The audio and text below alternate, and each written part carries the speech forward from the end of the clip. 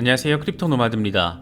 인플레이션 데이터 발표가 시작되면서 이번 주가 하이라이트 국면으로 진입했습니다. 다행스럽게도 미국의 인플레이션 상황이 예상보다 더 완화되고 있다는 소식에 시장은 안도하고 있습니다.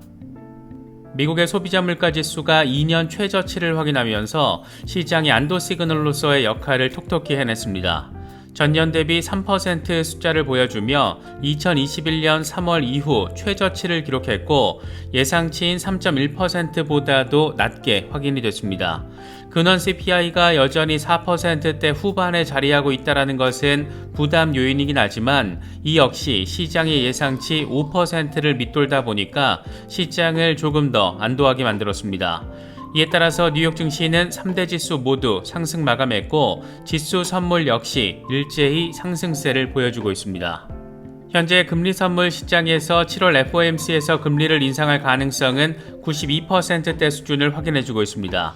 인플레이션 수준이 완화되긴 했지만 연준의 금리 인상을 즉각적으로 중단시킬 정도의 충격적인 수준은 아니다라는 건데, 그래서 시장에서는 미국의 디스인플레이션 상황이 확연하게 확인이 된 만큼 어쩌면 7월이 이번 연준의 금리 인상 사이클의 마지막 스텝이 되지 않겠느냐, 이런 분위기도 고조되고 있는 모습입니다. 연준으로서는 일단 연내 2번 금리 인상을 공언해 놨기 때문에 만약 7월이 이번 금리 인상 사이클의 마지막 단계가 된다라면 시장은 조금 더 환호할 가능성 충분히 생각해 볼 수가 있습니다. 증시가 의미 있는 수준의 안도 랠리를 펼치는 것과 비교했을 때 비트코인의 흐름은 다소 아쉬움을 안기고 있습니다. 이 정도면 증시와 비트코인, 디커플링 관계를 더 선명하게 재확인하는 거 아니냐, 이렇게도 바라볼 수가 있는데, 사실 시장의 정서를 짓누르는 데는 이번에도 쭈꾸미 대가리가 한몫을 했습니다. 최근 월가 여러 기관들이 비트코인 현물 ETF 출시 승인을 요청하면서 코인베이스를 감시 파트너로 지목한 것과 관련해서 암호화폐 거래소는 리스크 관리가 부족하다, 이렇게 멘트를 날려주면서 상당히 부정적인 관점을 재확인했습니다. 코인베이스 IPO 상장 승인 신청 승인한 것 게리 겐슬러인데 왜 이따구 소리를 하고 있는 건지 정말 좀채 알 수가 없을 것 같습니다. 리플과 관련해서도 몇 가지 의미 있는 소식들 더해졌습니다. 리플 사건 재판부가 2차 시장에서 판매된 XRP가 증권이 아니다라는 점을 확인하게 될 거라는 나름의 근거를 가진 분석이 나와줬고, XRP 시세와 관련해서는 5주에서 6주 안에 거대한 파동이 시작되며 3달러를 향한 랠리 본격화될 것이다, 이렇게 꽤나 전폭적인 차트 분석도 제시됐습니다. 하나씩 짚어보도록 하겠습니다. 하루 인베스트 사태가 정말이지 간단치 않게 흘러가고 있는 모습입니다. 아직 투자자 손실조차 제대로 파악하지 못하고 있다는 점을 공식적으로 밝히기도 했는데, 과연 투자자 피해 문제는 제대로 해결될 수 있을지 참 답답한 상황입니다. 그래서 이런 걸 바라보고 있자라면 크립토 커스터디가 참 어려운 부분으로 느껴지기도 합니다. 높은 이자율 생각해서 특정 업체에 맡기자라니 불안감이 생길 법한 상황이 잊을만하면 한 번씩 벌어지고 있고, 그렇다고 중앙화 거래소에 놔두자니 FTX 사태 같은 일 또 벌어질까 걱정되기도 하고, 그래서 최근 들어서는 셀프 커스터디나 탈중앙화 거래소에 대한 관심이 커진 것, 어쩌면 당연한 것인지도 모르겠습니다. 크립토 자산에 대한 리스크 관리를 어떻게 할지는 개개인의 관점에 따라서 전략이 달라질 수밖에 없을 텐데, 개인적으로는 그래도 일부 물량은 내가 직접 내 금고에 보관하면서 리스크를 분산 관리하는 게 조금은 더 속편한 방식이 아닌가 생각하고 있습니다. 그래서 저는 디센트 월렛에 일부를 보관하고 있는데, 콜드 월렛에 관심이 있으신 분들은 저희 채널과 파트너십을 맺고 있는 디센트 월렛을 특별 할인 가격에 구매하실 수 있습니다. 특정 거래소나 코인 이체 등과 관련해서는 디센트 고객센터를 통해서 확인하실 수 있습니다. 간혹 콜드 월렛은 100% 안전하냐, 이런 질문 하시는 경우도 있는데, 미국의 은행들도 하루아침에 파산하는 시대에 어떤 투자 영역과 관련해서 100% 안전성을 기대한다는 것은 그 자체가 지나친 욕심이 아닐까 생각되기도 합니다. 중장기 대응을 하면서 자산 관리를 고민하시는 분들이라면 콜드 월렛이든 탈중앙화 거래소든 아니면 다른 뭐가 됐든 더 이상 선택의 이슈는 아닌 만큼 충분히 공부하시고 판단하시면 될 것 같습니다. 그럼 이번 영상 시작하겠습니다. 어쩌면 이번 사이클 마지막 금리 인상이 될 것인가 이런 기대감이 생기는 건 당연하게 느껴지는 그런 인플레이션 상황이 확인이 됐습니다. 미국의 6월 소비자 물가지수가 전년 대비 3%를 확인해주면서 5월에 4%, 시장의 예상치 3.1%보다 낮게 나와줬습니다. 이건 지난 2021년 3월에 2.7% 이후에 2년 3개월 최저 숫자에 해당합니다. 1년 전인 지난해 6월에 미국의 CPI가 9%를 찍었었는데 그래도 1년 만에 많이 잡히긴 잡혔다 이런 점 확연하게 느낄 수 있는 부분입니다. 근원 CPI가 시장의 예상치 5%보다 낮은 4.8%를 확인한 것은 다행이면서도 여전히 부담스러운 부분입니다. 세부적인 내용을 보면 안도가 되는 부분도 있지만 조금 더 깝깝하게 느껴지는 부분들도 여전히 포착이 됩니다. 에너지 물가는 1년 전 대비 16.7% 급락했고 특히 휘발유 가격은 26.8% 폭락, 엄청 물가 인상이 험악했던 계란 가격도 7.9% 빠진 것으로 나타났습니다. 하지만 주거비의 경우에는 전월 대비 0.4%, 전년 대비 7.8% 오르면서 여전히 지겨운 인플레이션 상황에 한몫을 하고 있다는 점도 확인이 됐습니다. 이렇다 보니 시장에서는 에너지 가격 폭락으로 인해서 물가가 낮아 보이는 착시 효과가 발생했다 이런 평도 나오고 있습니다. 미국의 디스인플레이션 상황이 확인된 건 맞는데 그래도 이게 7월 금리 인상을 중단할 정도의 임팩트가 있는 건가? 물론 그건 아닌 것 같습니다. 당장 CME 페드워치 금리 선물 시장 상황만 보더라도 7월 금리 인상 가능성은 여전히 92% 수준을 확인해주고 있습니다. 다만 이번 CPI 발표로 인해서 연내 2번 금리 인상 가능성이 아니라 7월 마지막 금리 인상 가능성에 대한 기대감 속속 피어오르고 있는 모습입니다. 이와 관련해서 LPL 파이낸셜 관계자는 연준이 마지막 금리 인상에 점점 더 가까워지고 있다는 점을 시장은 감지했다 이렇게 평가하기도 했습니다.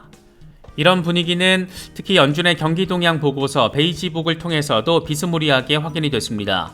이번에 발표된 베이지북은 지난 5월 말 이후에 전반적인 경제활동이 미미하게나마 증가하고 있다라며 경기 연착륙 가능성에 대해서 설명을 했습니다. 이와 관련해서 미국 경제 사령탑 라일 브레이너드 백악관 국가경제위원장은 미국 경제가 노동시장의 회복세와 함께 인플레이션이 완만해지는 경로에 있다라는 의미 있는 근거들이 있다. 미국 경제는 탄탄한 회복세를 보이고 있다. 이렇게 나름 기대감이 섞인 멘트를 제시하기도 했습니다. 어쩌면 7월 마지막 금리 인상 이후에 내년부터는 점진적으로 금리를 인하하는 상황 충분히 생각해 볼 수 있지 않을까 싶기도 합니다. 주식시장이 나름의 환호와 안도 랠리를 펼쳤지만 비트코인의 흐름은 여전히 지지부진한 상황을 확인해주고 있습니다. 인플레이션 호재조차 비트코인은 31,000달러 위로 끌어올리지 못하고 있는 건데 이 정도면 사실상 증시와의 디커플링 양상이 고착화되는 건가 그런 생각이 들기도 합니다. 공포 탐욕 지수는 하루 전보다 7포인트 빠진 57을 기록하면서 여전히 탐욕 단계가 이어지고 있습니다. 비트코인 도미넌스 역시 별다른 변동폭 없이 51%대 중반에서 횡보하는 상황이 이어지고 있습니다. 현재 비트코인의 흐름과 관련해서 코인텔레그래프의 기고가 라케시 우페드히에는 비트코인이 31,000달러 오버헤드 저항에서 하락했지만 황소들이 20일 지수이동 평균이 자리한 30,000달러 아래로 떨어지게 허용하지 않았다라는 것은 긍정적인 신호다라고 진단을 했습니다. 20일 지수이동 평균은 상승하고 있고 RSI가 플러스 영역에 있다는 것은 저항이 적은 경로가 위쪽이라는 것을 의미한다. 황소들이 31,000달러 위에서 가격을 유지한다라면 비트코인은 32,400달러 이후에 4만 달러까지 치솟을 가능성이 있다. 곰 세력에게는 시간이 얼마 남지 않았는데 컴백을 확인하기 위해서는 빠르게 29,500달러 아래로 끌어내려야 하고 이게 성공할 경우에 50일 단순이동 평균이 자리한 28,312달러까지 하락할 수 있다라고 분석했습니다. 독일의 투자은행 베렌베르그의 경우에는 내년 4월 비트코인의 가격 전망치를 56,630달러로 상향 조정했다라고 밝혔습니다. 내년 4월 반감기에 대한 기대감과 대형 기관들의 수요 확대로 인해서 앞으로 몇 달 안에 비트코인이 크게 상승할 거라고 전망했습니다. 마이크로스트래티지의 주가 목표도 기존 430달러에서 510달러로 상향 조정했습니다. 암호화폐 마켓 분석 플랫폼 벤처코인리스트의 애널리스트 루크 마틴은 앞으로 새로운 비트코인 열성 지지자 그룹은 암호화폐 거래소에 단 한 번도 로그인한 적 없는 사람들이 형성하게 될 것이다. 이런 멘트를 날려줬습니다. 비트코인 현물 ETF가 승인되면 그 이후 1년 동안 비트코인과 관련한 긍정적인 시장 정서가 형성될 것이다. 그럴 경우에 어드바이저들은 고객들에게 투자금의 1에서 2%를 비트코인에 투자에 할당해도 좋다. 이렇게 권유할 것이고, 고객들은 자신의 포트폴리오에서 가장 수익률이 좋은 자산이 비트코인이라는 점도 깨닫게 될 것이다.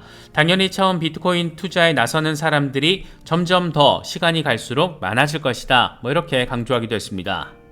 이렇게 전반적인 정서나 분위기가 나쁘진 않은데, 이번에도 시장에 찬물을 끼얹으면서 비트코인의 안도 랠리를 막은 인물, 단연 쭈꾸미 대가리였습니다. 게리 겐슬러는 여러 월가 기관들이 비트코인 현물 ETF 신청 서류를 제출하면서 감시 파트너로 코인베이스를 명시한 것과 관련해서 암호화폐 거래소는 리스크 관리가 부족하다, 이런 입장을 밝혔습니다. 암호화폐 거래소는 이해 상충 여지가 있는 복수의 서비스를 같이 운영하는 경향이 있다. 리스크 모니터링도 제한적이다. 이렇게 멘트를 치면서 사실상 코인베이스에 대한 비토 성격의 멘트를 재확인했습니다. 이와 관련해서 블룸버그의 ETF 전문 애널리스트 에릭 발추나스는 상당히 부정적인 발언이다. 이렇게 해석을 하기도 했는데, 과연 월가의 돈귀신들은 어떤 대응으로 이런 애매한 분위기를 돌파해낼 것인지 주목되고 있는 상황입니다. 이럴 거면 대체 뭘 기준으로 코인베이스 IPO를 승인한 건지, 참 쭈꾸미 대가리의 머릿속은 이해할래야 이해할 수 없는 그런 포인트들이 여전히 강력하게 자리하고 있다는 점을 이런 멘트를 통해서도 확인할 수 있을 것 같습니다. 이어서 리플 관련 소식 짚어보겠습니다. XRP 역시 0.47달러 위에서 자리를 해주곤 있지만 20일 지수이동 평균인 0.48달러 돌파 지지에 상당한 어려움을 확인해주고 있습니다. 황소들이 20일 지수이동 평균과 50일 단순이동 평균이 자리한 0.49달러 저항을 뚫어낼 경우에 0.53달러 이후에 0.56달러까지 랠리할 가능성, 0.45달러 아래로 빠질 경우에는 다시 0.41달러를 바라봐야 하는 가능성, 이 정도로 나눠서 짚어볼 수 있는 상황입니다. 리플 유사 사건으로 표현되기도 했던 LBRY가 결국 패소하고 법인 청산 계획까지 밝히면서 상당히 애매모호한 머시기한 분위기도 포착되기도 했지만, 그럼에도 불구하고 같은 날 이 캐나다의 암호화폐 거래소 비트바이는 XRP 재상장 소식을 전해왔습니다. 비트바이는 지난 2021년 리플은 네트워크 동기화 이슈가 있었고 지금은 SEC와 증권법 위반 혐의로 소송을 진행하고 있다. 투자자들은 이에 대해서 정확히 인지하고 투자를 결정할 것을 권고한다. 이렇게 공지를 했습니다. 소송 당했다고 상장 폐지를 했던 곳이 소송이 아직 끝나지 않았는데도 재상장을 해버린 상황. 어쩌면 이제 스멀스멀 시작되는 게 아닐까, 괜히 더 기대감을 갖게 되는 것 같기도 합니다. 이참에 코인베이스도 미친 척하고 XRP 재상장해주면 동맹 전선도 구축되고 참 좋은데, 아무래도 브라이언 암스트롱 CEO가 이 쫄보 기질이 다분하다 보니까 이런 상황까지는 기대하기 어렵지 않을까, 그런 생각이 들기도 합니다. LBRY 소송 패소 소식이 전해지면서 특히 2차 시장 판매 토큰의 증권성에 대한 언급이 아예 없었다라는 점이 확인이 되면서 리플도 이꼴 당하는 것 아니냐, 이런 불안 정서도 포착되고 있는데, 이와 관련해서 XRP 열혈 지지자인 애슐리 프라스퍼는 토레스 판사가 XRP의 2차 시장 판매를 증권이라고 판결할 수 없다라는 점을 강조했습니다. SEC의 전문가 한 명이 XRP 투자자들이 XRP를 매수할 때 리플의 노력에 의존했다라고 주목을 했지만 법원은 이 주장 자체를 기각했다. 패트릭 두디 발언이 기각된 상황을 말하는 겁니다. 특히 리플은 XRP 보유자 3,000명의 진술을 근거로 제출하며 XRP 2차 시장 판매는 증권이 아니다라는 점을 강조했고, 판사는 이걸 수용할 것이다. 이렇게 긍정적인 부분에 아예 대놓고 방점을 찍었습니다. 단순화시켜서 정리하면 SEC 전문가의 주장은 그 자체가 기각됐기 때문에 법원으로서는 리플이 제출한 자료를 근거로 판단을 하게 될 것이고, 이건 2차 시장 판매 물량은 비증권, 이렇게 판단할 수밖에 없는 근거들이다. 이런 얘기를 지금 하고 있는 겁니다. 만약 판사가 XRP 투자자 3,000명의 진술이 미흡하다라고 판단을 할 경우에는 리플을 지지하는 아미시 브리프 15개를 참고할 수가 있다. 특히 이들 가운데 일부는 투자 목적이 아닌 실제 사용 사례를 위해서 XRP를 구매했다라고 말했기 때문에 이럴 가능성은 충분하다. 이런 점도 강조했습니다. XRP를 활용한 국경 간 송금 혁신, 사제 비행기 대여 비용 결제 혁신 이런 내용들이라서 금융 혁신의 유스 케이스로 활용되고 있다는 점도 이미 법원에 제출됐기 때문에 2차 시장 판매 물량을 단순하게 증권이다 이렇게 판단하기 어렵다라는 점 강조하고 있는 겁니다. 지구상의 전체 블록체인 혁신들 가운데 가장 유틸리티적인 측면에서 유스 케이스가 분명한 건 리플이고 이미 글로벌 결제 송금 혁신에 있어서 실제로 아주 잘 활용이 되고 있고 하다하다 미국 연준까지 리플 레저 위에 올라타게 되는 상황인데 이런 걸 무시하고 단순히 LBRY 사건과 1차 비교하는 것은 조금은 우둔한 자세가 아닐까 그런 생각이 들기도 합니다. 리플의 유스케이스 이야기를 할 때 최근 지정학적 패권 양상에서도 해석할 수 있는 부분들이 많이 있는데 가장 대표적인 사례가 사우디아라비아가 아닐까 싶습니다. 이미 중국과의 결제는 달러가 아닌 위안화로 진행하고 있을 정도로 사우디와 미국과의 관계는 이미 벌어질 대로 벌어졌고 브릭스 진영의 확대는 사우디가 보여주는 친중 행보를 통해서도 해석할 여지가 많습니다. 우리에게 의미 있는 포인트는 사우디아라비아 최대 규모 은행 가운데 하나로 꼽히는 사우디 브리티시 뱅크 SABB가 이미 2021년부터 리플을 활용한 국경 간 송금 결제 서비스를 진행하고 있다는 데 자리하고 있습니다. 사우디에는 이미 XRP가 돌아다니고 있고 사우디는 브릭스 영역으로 한 발 더 가까이 다가서기 위해서 노력을 하고 있고 브릭스는 자체 통화를 개발하면서 블록체인 기반 암호화폐 결제를 강화하고 있고 브릭스 자체 통화를 활용할 가능성이 있는 국가들 이미 41개 나라로 늘어났고 브릭스 전체 무역 결제 비중 G7의 그것과 비교했을 때 진작에 앞서기 시작했고 이런 상황들을 보면 리플의 포텐셜이라는 것은 단기적인 시세만으로 판단하기에는 너무 어마무시하지 않나 그런 생각이 들기도 합니다.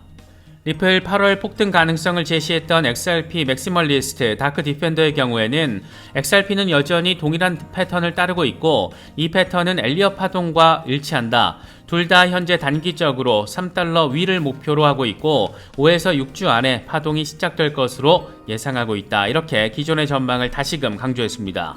벌써 7월 중순이고 8월부터 11월 어느 시점에는 소송 판결이 나올 가능성이 높다라는 점에서 괜히 그냥 좀 더 설렘이 느껴지는 것은 어째 또 기분 탓만은 아닌 것 같습니다. 저희 채널에서는 멤버십 프로그램을 진행하고 있습니다. 멤버십 라이브와 멤버십 채팅 공간이 마련되어 있는데 멤버십 채팅 공간에는 이미 적잖은 분들이 들어와 계셔서 인원 제한을 계획하고 있습니다. 현재 15분 정도 추가로 들어오실 수 있는 상황입니다.